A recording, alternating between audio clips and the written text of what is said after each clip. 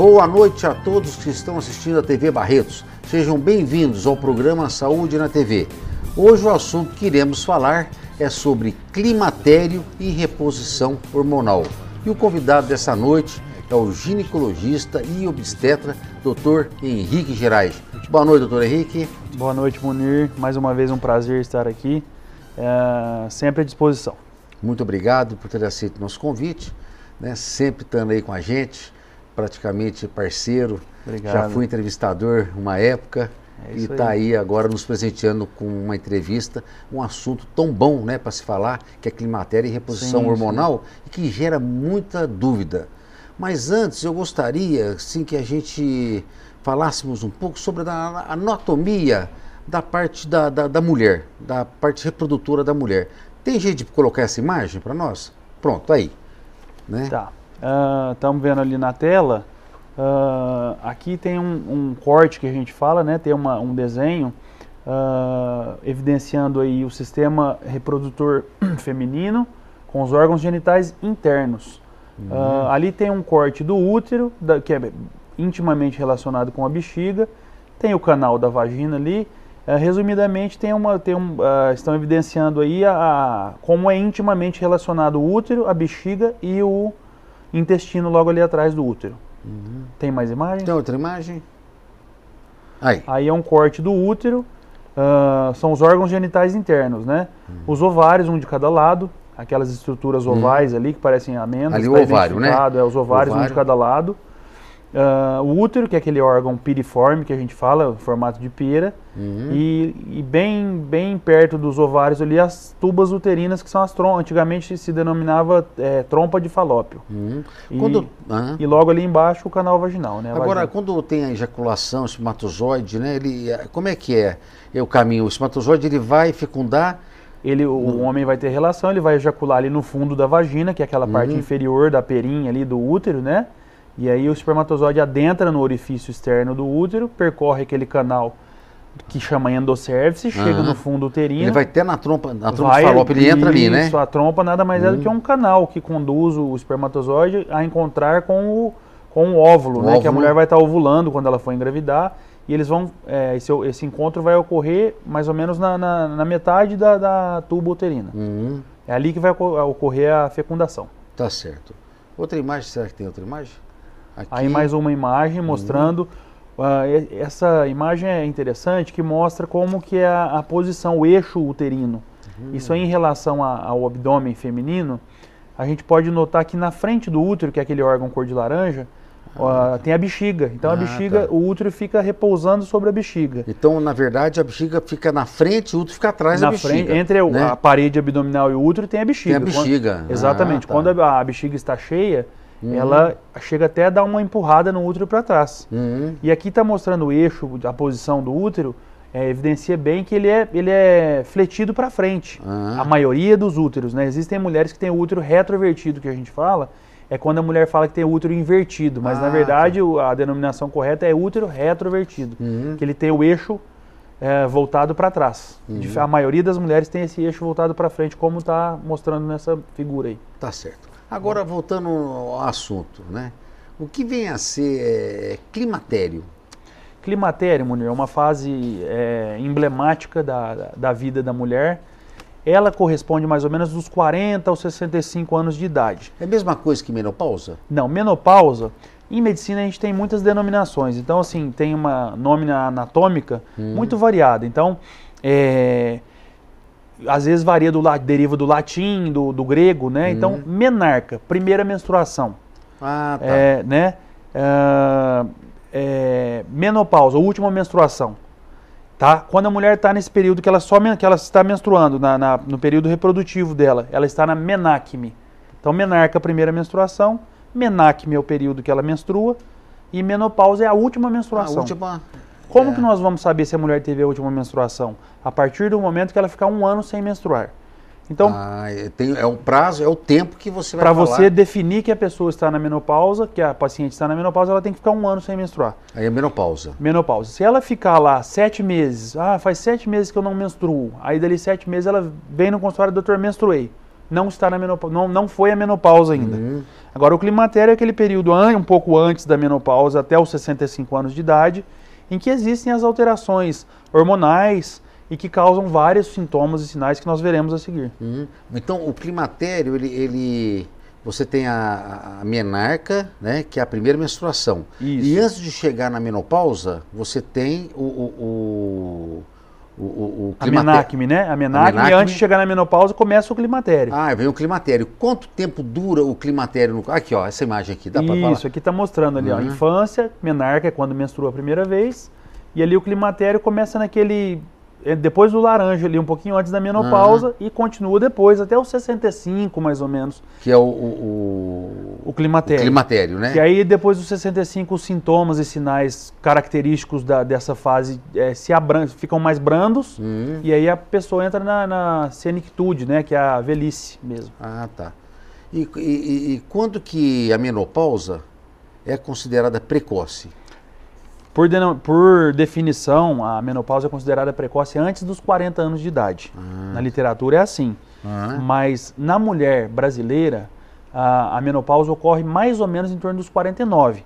Então, às vezes, há um pouquinho de confusão. Se a mulher entra na menopausa com 43, o pessoal acha que é precoce. Realmente, relativamente, é uma menopausa mais cedo, né? Mas, por definição na literatura, a menopausa precoce é antes dos 40 anos. Antes dos 40 anos de idade. O precoce, né? A precoce é antes. Antes dos 40 anos de idade. Geralmente é até 49 anos. Em média, na população brasileira. Mas isso depende muito de raça, de família. Tem isso. Às vezes tem pessoas que têm a mãe que menstruou até os 56, a irmã até os 56, provavelmente aquela pessoa vai menstruar também até os 56. Por que pode acontecer precocemente a menopausa? Existem várias causas, tá? Pode ser por algum tumor, pode ser por doenças endocrinológicas, pode ser por trauma, existe uma... Trauma do que, no caso? Trauma cerebral.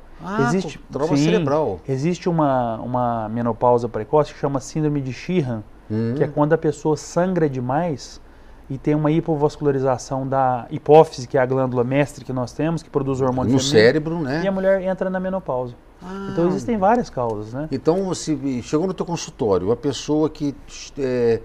doutor, você detectou, diagnosticou que ela entrou numa menopausa precoce, ou seja, 40 anos de idade, né? Que seria... Antes dos 40. Antes dos 40 anos de idade, ficou um ano sem menstruar. É isso aí, né? Sim, é isso aí. Um ano sem menstruar.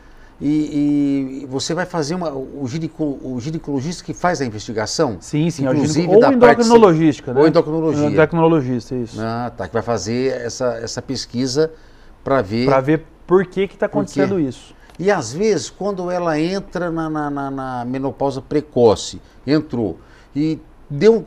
Qual que é o mais comum no caso e se pode reverter isso? Pode? Não pode.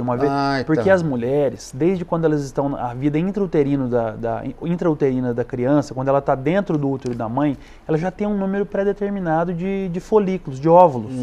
E todo mês ela recruta milhares. Então ela nasce lá com, se eu não me engano, 400 mil óvulos. Que ela vai recrutar durante 40 anos, que ela vai entrar a menarca dela com 12 anos. Ela vai menstruar até os 52. Então vamos dizer que ela tem 40 anos de ovulação. Ela vai recrutar... durante 40 anos ela vai recrutar 1.000 por mês. Ela tem uma reserva ovariana. Chega no final, ela vai consumir todos esses óvulos. Vai esgotar. Agora, tem gente que esse esgotamento acontece antes. Precoce devido a alguma patologia. Devido a alguma patologia, algum trauma cirúrgico. Por exemplo, pessoas também, que eu não tinha citado, pessoas que se submetem a cirurgias ginecológicas com grande manipulação das gônadas. Então, uma pessoa que teve um cisto de ovário, que removeu o ovário, removeu junto muito tecido ovariano, essa pessoa provavelmente pode ter uma menopausa precoce. Então tem várias outras causas também. Olha só. Então, assim, uma mulher que você, para não chegar, perceber que tem alguma coisa alterada, né? Certo. Opa, minha menstruação, não estou menstruando. Ela deve imediatamente procurar um ginecologista. Sim. Porque às vezes ela pode entrar Tem como evitar, no caso, assim, de não entrar na menopausa precoce? Sim, tem como evitar. Então... evitar cirurgias deletérias que poderiam, né, consumir essas células do ovário, uma boa alimentação, uma vida saudável. Olha só, importante também. Sim. Atividade física Atividade é importante. Física, com certeza. Olha só. Então, uma mulher que tem uma atividade física, sedentarismo, cigarro, né, o tabaco, bebida alcoólica, isso faz com que... Com certeza influencia. Né, faz com que venha desenvolver a menopausa mais precocemente. E agora, assim, a menopausa precoce, antes dos 40, não é tão comum. Então, a gente sempre tem que pensar em diagnosticar a menopausa precoce, mas muitas vezes a falta de menstruação não significa que a pessoa está tendo uma menopausa precoce. Também tem isso, a gente tem que acalmar também, não dar esse alarde, porque muitas vezes a pessoa não está menstruando porque ela está obesa, ou porque ela tem um hipotireoidismo. Então, tem N causas de falta de fluxo. Tá legal. Agora, para a gente ter certeza que a pessoa está na menopausa precoce, a gente tem que fazer dosagem hormonal específica do hormônio feminino. Aí sim nós vamos ter esse certeza. Diagnóstico. Então, o diagnóstico, porque é complicado você chegar e falar assim, você uma pessoa vai entrar na menopausa. Para o ginecologista, assim, vai ter que esperar, na parte teórica, um ano sem menstruar. Isso. Então, às vezes, a pessoa não está menstruando, vocês têm que descartar uma patologia. Sempre. De chegar e falar assim, não, realmente você está entrando numa menopausa. Sim, né? Exatamente. E aí, é isso? E como que você faz isso? Como é que... Dosagem hormonal, ultrassonografia, existem vários métodos, né? Hoje em dia, a gente, para afirmar se a pessoa está com uma baixa reserva ovariana, porque às vezes a pessoa... Ela não quer saber se ela tá na menopausa, ela quer saber se ela pode ser mãe ainda, com 37 anos. Uma forma de quantificar se a pessoa ainda tem bastante óvulos, lembra que eu falei que a pessoa nasce com milhares de óvulos? Sei. A gente quantifica isso aí dosando o hormônio, vários hormônios, tá? Existe hormônio antimuleriano, dosagem de inibina, de FSH, que é o hormônio feminino, que é o mais usado.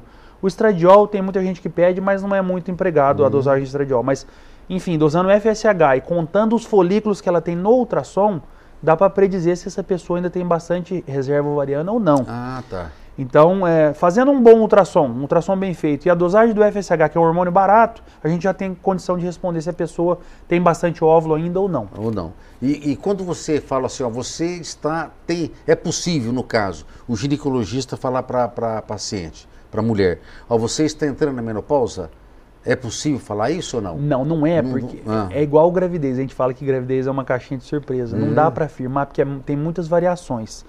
Mas existe uma nota de corte, esse FSH, que é o hormônio folículo estimulante, que é do cérebro que estimula os ovários, ele tem uma nota de corte. Quando ele está abaixo de 10, a mulher está bem fértil. Quando ele está acima de 10 até 25, a mulher está com uma baixa fertilidade. E quando ele está acima de 25, normalmente, né? Normalmente acima de 25, significa que a mulher está próxima da menopausa. Agora, falar que a senhora vai entrar na menopausa em junho de 2016, ninguém tem condição de falar isso. Mas que ela está entrando está evoluindo para uma menopausa. Sim. Dá para prever isso. A mulher que tem um FSH acima de 10, normalmente ela vai ter mais dificuldade de engravidar, ela está perdendo a reserva ovariana dela, tem pouca. E a mulher que tem mais de 25, muito provavelmente vai entrar na menopausa. Vai entrar na menopausa. Tá, beleza, então. Com certeza. Vamos para o intervalinho e já voltaremos. De volta à Saúde na TV, o assunto que estamos falando é sobre climatério e reposição hormonal. Com o nosso convidado, Dr. Henrique Gerais, ginecologista e obstetra. Agora, uma dúvida que sempre dá com relação a menopausa é um mês sem... Um ano. Perdão, um ano sem menstruar. Né? O climatério, ele geralmente é quando está... É uma fase mais longa, né? Uma fase mais longa. Quanto tempo demora o climatério? Uns 20 anos, é aquela fase, 20, 25, aquela fase... Pode ter uma regularidade na menstruação... Começa a ter irregularidade, também não é uma regra, né? Mas normalmente quando a mulher está próximo da menopausa, ela começa a ter falhas na menstruação. Muitas vezes a paciente vai no consultório e fala, doutor, eu acho que eu estou na menopausa, eu estou menstruando muito. Não, é o contrário. Normalmente quando a mulher está para entrar na menopausa, ela está com pouco hormônio, ela menstrua menos. Né? Então a maioria das vezes ela começa a falhar. Ela menstruou em janeiro, depois ela vai menstruar só em junho. Não é todo mês. Isso aí... certo. E a menopausa tem sintomas ou não? Não, a menopausa não tem, né? Mas o climatério, que são esses 20 e poucos anos, vai ter os sintomas. Que nós vamos falar para frente. Algumas mulheres mais, algumas menos. Tá legal, é isso que a gente vai querer falar. Sim. Agora, uma pergunta que eu gostaria de fazer para você. Aquelas pacientes que não têm útero, certo. Né? Como é que faz o diagnóstico no caso do climatério? Da menopausa. Quando foi a última menstruação? Porque não tem, né? Não tem útero da menopausa, no caso. Como é que faz? Porque ela está com os ovários, né? Sim, ela tem, vamos supor que ela não tem o útero e tem os ovários produzindo hormônio. A gente fica um pouco perdido, assim, a gente tem que lançar mão de exame laboratorial. Aí você, com o exame laboratorial, você vai conseguir chegar ao diagnóstico. Como? Dosando o FSH, como eu te falei, e se ele estiver acima de 25, a gente presume que essa mulher, apesar dela não ter útero, ela já não está produzindo mais hormônio, quase. Ah, tá. Né? Então, porque no tecido gorduroso, a mulher produz hormônio também. Então, às vezes, a gente não pode falar que não produz nada, mas o hormônio ovariano praticamente cessa depois que esse FSH está acima de 25. Então, a gente dosa o FSH e fala, não, a senhora realmente, se a senhora tivesse útero, a senhora não estaria menstruando provavelmente. Então você, através de exames laboratoriais para poder dar uma... E por que a mulher procura o médico nessa... não tem útero, para que ela vai procurar? Para saber se está entrando na menopausa porque ou não. Porque ela vai ter os sintomas. Por causa dos sintomas do climatério. Que nós vamos falar também. Ela vai falar, doutor, não tenho útero mais, mas eu estou me sentindo mal. Minha amiga falou que esse calor é da falta de hormônio e tal. E tem razão, né? Às vezes as amigas sabem bastante, né? E aí a gente vai lá e dosa e confirma que é a falta de hormônio que está causando os sintomas. Está causando sintomas, aí já tem um diagnóstico para essa pessoa. Agora, uma coisa, no climatério, no caso, pode engravidar? No climatério, sim, porque ela ainda não teve a menopausa, ela não parou. Então são essas mulheres que aparecem na televisão, que eles falam que estão na menopausa. Menopausa, parou de menstruar, acabou o hormônio, acabou não tem folículo. Não tem folículo. Zerou. Agora, não tem como. Agora, antes da menopausa, vamos supor que ela está lá falhando, ela menstruou em janeiro e depois ela menstruou em junho. Ela está no climatério, mas ela não entrou na menopausa ainda. Ela está com 47 anos. É possível ela engravidar. A chance é muito pequena. Conforme vai passando a idade, principalmente após os 40 anos, a chance vai diminuindo, porque a reserva de óvulos vai diminuindo muito, e a qualidade desses óvulos. Então a chance dessa pessoa engravidar é pequena, mas existem, de vez em quando, a gente vê na televisão, na mídia aí, falando que a mulher engravidou com 50, 51. Acontece, está no climatério, no caso, no climatério, né? Ainda não ficou um ano sem menstruar, mas ela tem capacidade pequena, mas tem capacidade de engravidar. E os óvulos, no caso, né, não são bons, no caso? Normalmente não. Por isso que tem risco de ter alguma anomalia. Por isso também, é porque o próprio organismo é mais velho, depois que engravida, na hora de dividir as células, tem maior chance de ter erros, né? Então a mulher mais velha, além de ter uma qualidade de óvulo menor, pior, né? Uma qualidade pior, uma dificuldade maior de engravidar, quando engravida ainda tem muito mais chance de perder, de ter defeito no embrião, e o pior de ter doenças. Quer dizer, uma mulher mais velha tem chance muito maior de ter pressão alta, diabetes, enfim. Complicações. Agora, você, por exemplo, climatério indo para a menopausa. Obviamente existe alteração hormonal, bastante alteração hormonal. Né? O que começa a mulher mudar no corpo da mulher? Tem mudanças, né? Sim, muitas. Atrofia muscular, ressecamento de pele, ressecamento vaginal, tudo isso aí a médio prazo. O sintoma mais a curto prazo que tem, inclusive antes de entrar na menopausa, quando a mulher está lá no climatério, depois dos 40, não precisa nem ter parado de menstruar. Essa queda dos níveis de hormônio que vai acontecendo gradativamente pode causar o fogacho, que é aquele calorão que a mulher sente, que é mais característico no tronco, no tórax e no rosto. É mais superior esse calor. E aí, isso aí é um problema que a mulher tem no sistema termorregulador do cérebro, que na menopausa se agrava, e aí qualquer calorzinho que ela tem, ela sente como se fosse um desconforto muito importante. Depois vem compensa com uma sudorese, a paciente sente muito mal, é terrível. Algumas, né? Algumas. Essas são as alterações que vai ter. Você fala da atrofia muscular também? Atrofia muscular, enfraquecimento dos ossos, perde osteoporose, perde a proteção cardiovascular, ou seja, os vasos sanguíneos que têm a proteção do hormônio, vocês sabem melhor que eu, né, Munir? Mas a proteção hormonal que aumenta o colesterol bom, diminui o colesterol ruim, o hormônio feminino, quando esse hormônio começa a ter uma decadência, uma queda, os vasos ficam desprotegidos. Por isso que as mulheres, depois da menopausa, são muito mais suscetíveis a terem infartos do que antes. Aí começa a igualar com o homem, né? O homem morre muito mais de doença cardiovascular, mas quando a mulher, depois da menopausa, começa a igualar, né? Começa a igualar. Porque não tem a proteção do hormônio. É importante ela fazer sempre um acompanhamento cardiológico também, com certeza, né? O check-up. Agora, nessa fase aí, é importante ela estar praticando alguma atividade para tentar compensar essas alterações que você acabou de nos dizer? Com certeza. O fogacho, todos os efeitos da falta de hormônio, o exercício só vai trazer benefício. Exercício, dieta bem feita, exposição solar em horário, importante, né? Sim, para proteger o osso, né? Produzir vitamina D. e caminhada para os ossos, para a circulação, para tudo. Caminhada uma vida saudável, em suma, né, Munir? Ajuda. Agora, existe algum exame que tem que ser pedido para essas mulheres, no climatério, no caso, para fazer acompanhamento? Tem que ter, é importante fazer. Que seria aquela visita anual ao médico, que é suficiente, uma vez por ano, que muitas vezes a mulher vai no consultório do ginecologista como um clínico. Ela vai, doutor, não tem nada, eu vim para ver se está tudo bem. E nós, como esse clínico, né, entre aspas, da mulher, a gente tem o dever de, além de avaliar a parte ginecológica, avaliar em geral a qualidade de vida e o bem-estar físico da mulher e como que está a saúde dela. Então, de regra, a maioria das faculdades, como o Brasil é muito grande, às vezes varia um pouco os exames que são solicitados. Mas a maioria dos ginecologistas costuma pedir exames de mama, que é essencial, mamografia depois dos 40, mamografia anual. Exame do osso, pelo menos a cada 2 anos, a densitometria óssea, para ver a qualidade. A cada 2 anos tem que pedir. Pelo menos a cada 2 anos. Mama anual. O Papa Nicolau depende da região, depende da paciente, tudo, mas o ideal anual, se tiver 3 anos consecutivos normais, né, a gente pode fazer a cada 3 anos, mas o ideal é que se faça anual também o Papa.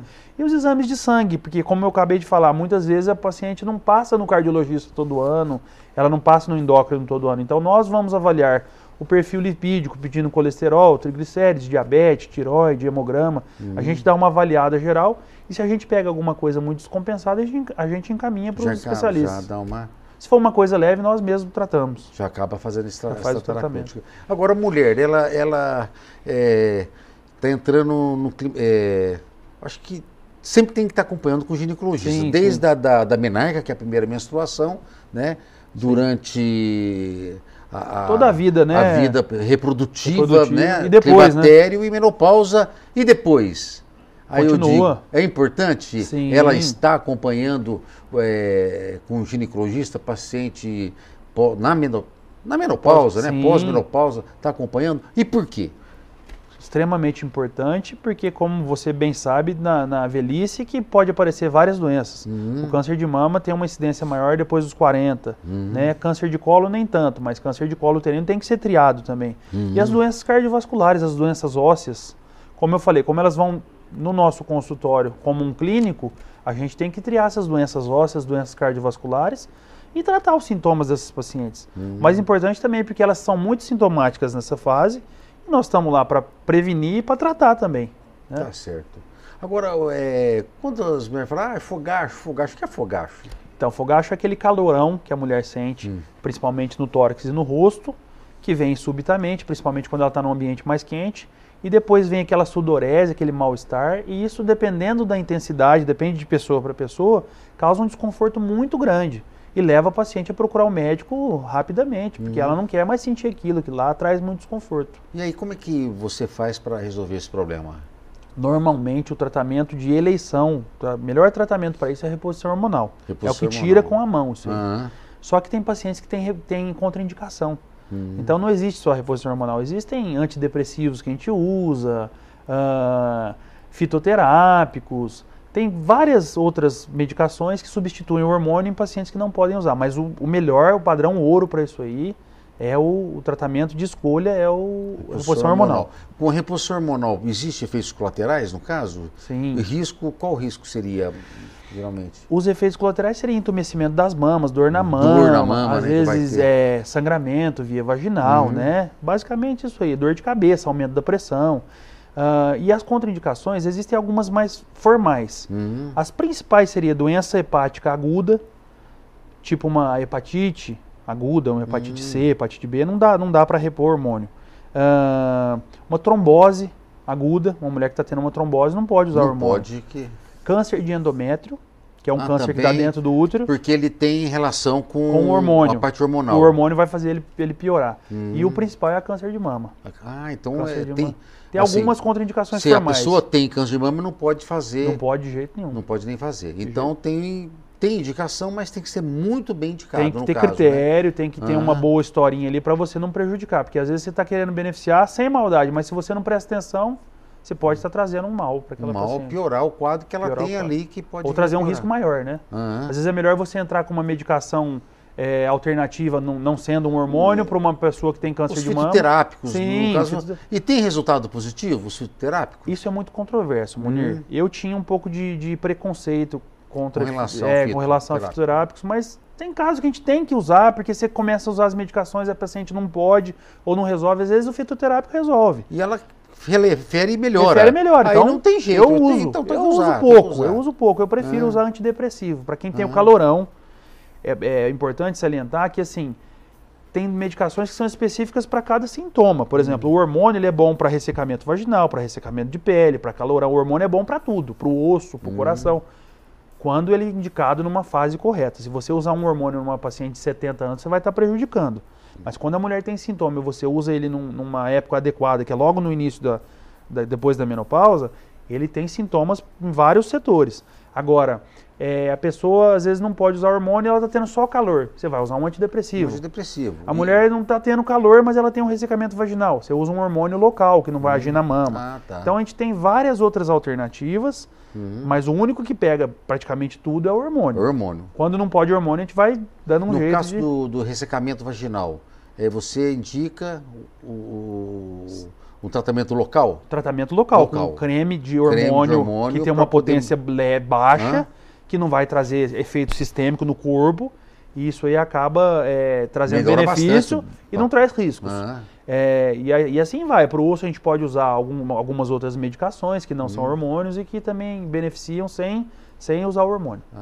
Por isso que é importante ir no teu ginecologista para ter esse tipo de orientação, né? Pelo que o doutor Henrique falou aqui, que são detalhes, né? Para poder fazer uma indicação correta, de repente...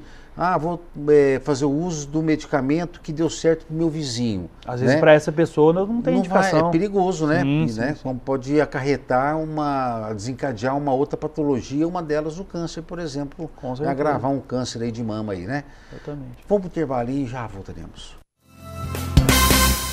De volta à Saúde na TV, o assunto que estamos falando é sobre climatério e reposição hormonal com o nosso convidado, Dr. Henrique Gerais. Agora, quais os outros sintomas que você vê no climatério? E gostaria que você falasse também sobre a libido, né? No climatério, a mulher mantém a libido ainda, né? O tesão. Sim. Né? Munir, os sintomas são aqueles que a gente já citou anteriormente, mas vamos recapitular. O principal, o calorão, né? Que é o que mais leva a paciente a procurar o consultório, é o pior. A médio prazo começa a aparecer ressecamento vaginal, ressecamento de pele, depois enfraquecimento de ossos, às vezes incontinência urinária, queda da libido. Tudo isso aí nesse contexto, pode acontecer tudo isso aí, ou às vezes sintomas separados. Mas o que mais leva a paciente a ficar incomodada é o calorão. Calorão, né? Agora, quanto à libido, a libido é um problema que a queda da libido acomete qualquer idade. Pode acontecer até com pessoas jovens. É muito frequente no consultório, é mais do que a gente imagina. Às vezes a gente vê paciente com 28 anos com a libido baixo. Com 32, com 35, 50.